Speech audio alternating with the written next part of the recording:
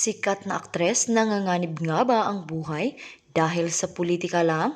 Alamin kung ano ang katotohanan kaya tumutok lang dito sa Get in Touch.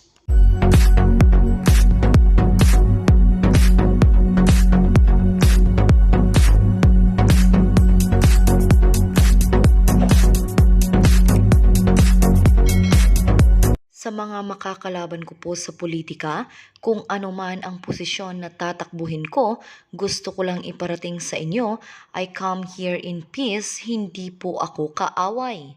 Hindi po ito ang panahon para mag-away tayo at hindi rin ito ang panahong magbaklasan tayo ng tarpaulin.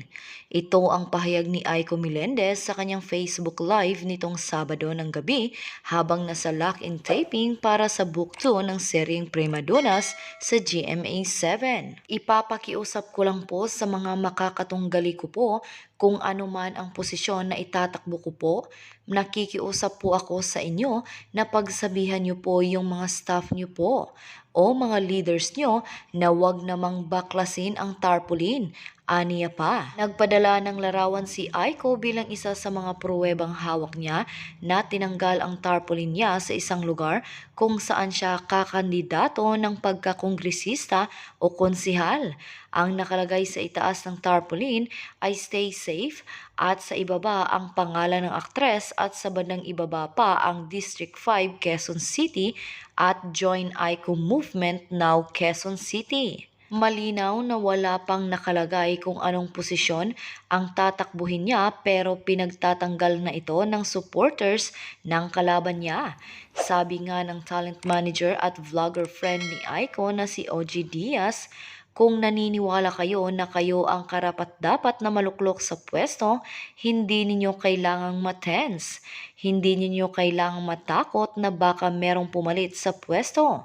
Kung naniniwala kayong totoong nagtatrabaho kayo at totoong binibigay nyo lahat ng serbisyo sa kapwa nyo, hindi kayo dapat kabahan dahil kayo yung ibuboto ng mga tao, hindi si Aiko, ani OG.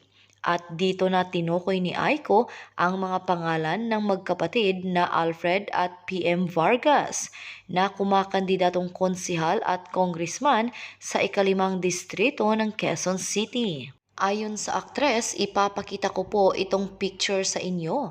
Alam nyo, hindi kami magkaaway ni Konsehal PM Vargas dahil ang kuya niyang si Congressman Alfred Vargas ay galing kami sa isang industriya na tinatawag naming show business.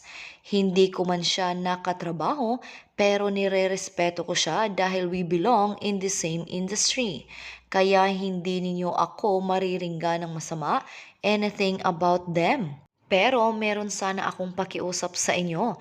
Kong Alfred and PM na alam ko wala kayong kinalaman dito.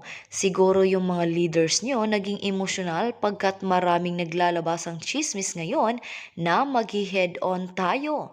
Gusto ko lang pakiusap na baka pwede kayo mismo magsabi sa mga leaders nyo at mga coordinators nyo na wag namang magbaklasan ng tarpaulin, sabay pakita ng larawan. So nakikiusap lang po ako, pagsabihan po natin ang mga tao natin. Hindi tayo magkaaway, hindi rin naman tayo magkaibigan pero pag magkikita tayo sa area sana maging maayos kasi ang magigain naman dito ang buong District 5, 'di ba? Mas maraming makakatulong sa kanila, mas maraming masaya ang maralita dahil maraming tulong silang makukuha mula sa atin. Hindi ko lang sa inyo ina-address ito. Sa lahat ng tatakbo, sana huwag tayong magsiraan, huwag tayong magbaklasan ng tarpaulin pagkat yan ang una kong instruction sa team ko, sa team Aiko Melendez, na sinasabi ko na sa kanila na kahit mga kalaban natin yan, politika, huwag niyong baklasin dahil alam niyo ang eleksyon ay isang araw lang. Huwag natin tanggalin sa tao yung pagkakataong mamili sila kung sino ang gusto nilang iluklok sa posisyong gusto nila. Aniya pa. Nilinaw din ng aktres ang sinasabing lumabas lang daw siya ngayon dahil election time. Siyempre, gusto kong klaruhin na lumabas lang daw ako kasi election. Alam niyo po, may mga bagay sa mundo, lalo na pag artista ka na, may mga bagay kang gusto mong gawing pribado. Pero nung nangyari tong pandemya natin, I've been very vocal na hindi po sa pagmamayabang sa Instagram ko po, makikita niyo po ron na humingi talaga ako ng tulong sa mga kapwa-artista ko po. Kasi hindi ko naman kakayanin na ako lahat. Kaya ang ginawa ko nung magkaroon ng COVID, humingi ako ng tulong sa mga artista kong kaibigan na talagang may malaking puso at hindi lang po Quezon City ang natulungan ko po. Buong Pilipinas po yan at saksi po ang Diyos diyan. Yun yung mga bagay na hindi ko dapat ipagmalaki pagkat nung mga araw na yon at sa panahon na yon masaya ako na ginagawa ko po yon. Bukas sa aking puso na sa abot ng makakaya ko, tumutulong po ako, hindi dahil mag-e-eleksyon, kwento ng aktres. At dahil walang maibatong issue kay Aiko, ang kinu-question ang pagiging artista lang niya at wala siyang alam sa politika. Siguro wala na sigurong maibato sa aking issue pagkat nasabi ko sa inyo na sa 9 na taon ko bilang konsihal wala po silang maibabato po sa akin. Hindi po nila ako nabalitaan na nagnakaw ng pondo ng isa ng kapwa, wala po akong maririnig. Siguro ang pinambabato lang nila sa akin dati, mga unang taon ko sa politika, was artista lang ako. Alam nyo po, ikinararangal ko ang trabaho ko bilang artista. Utang na loob ko po ang pagiging artista ko sa lahat ng meron po ako ngayon. Dahil sa pagiging artista ko po, napagtapos ko sa pag-aaral ang mga kapatid ko. Lahat sila ngayon professionals. Yung isang kapatid ko po, hindi sa pagmamayabang teacher po. Yung isang kapatid ko, nurse dito sa Pilipinas. At yung isa pang kapatid ko, nasa abroad, head ng mga nurse. Ang mga anak ko na pagtapos ko sa magandang eskwelahan at nakakatuwa kasi si Andre ay pumapasok na rin sa industriya ng show business at ang gaganda ng feedback sa kanya ng mga tao na down to earth. Siguro ang pinakamaligaya na sa magulang kapag naririnig mo na palaki mo ng maayos ang mga anak mo, knowing na single mother po ako.